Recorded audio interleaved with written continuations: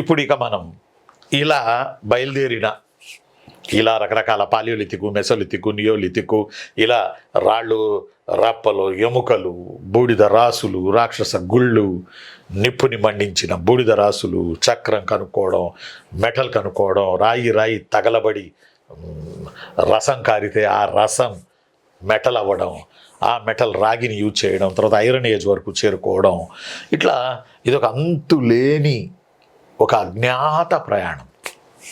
కానీ ఆ అజ్ఞాత ప్రయాణమే మనకి ఒక మాట చెప్పాలంటే మనకి అంటే వాళ్ళ వారసులైన మనకి ఒక భారీ వారసత్వ సంపదని ఇచ్చింది.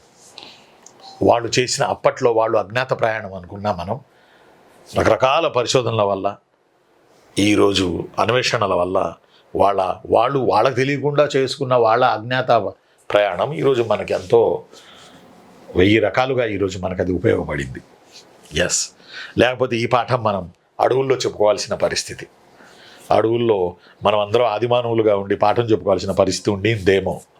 కానీ మనం ఈరోజు ఈ స్థాయికి వచ్చామంటే, మన మస్తిష్కం అభివృద్ధి చెందిందంటే ఖచ్చితంగా ఆ మానవుడు మనల్ని పరిణామ క్రమంలో డెవలప్ చేయడమే.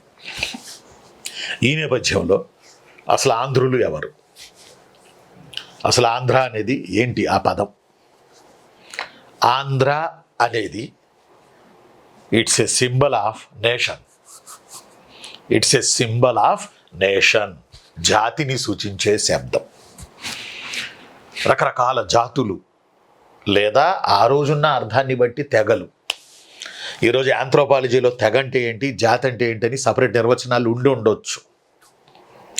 కానీ మనం ఉజ్జాయింపుగా అర్థం కావడానికి అది తెగో జాతో, బట్ జాతి అనేది main.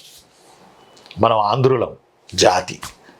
Telangana, Rayalaseema, then also కోస్తా ఆంధ్ర, వీళ్ళందరూ ఆంధ్ర జాతి.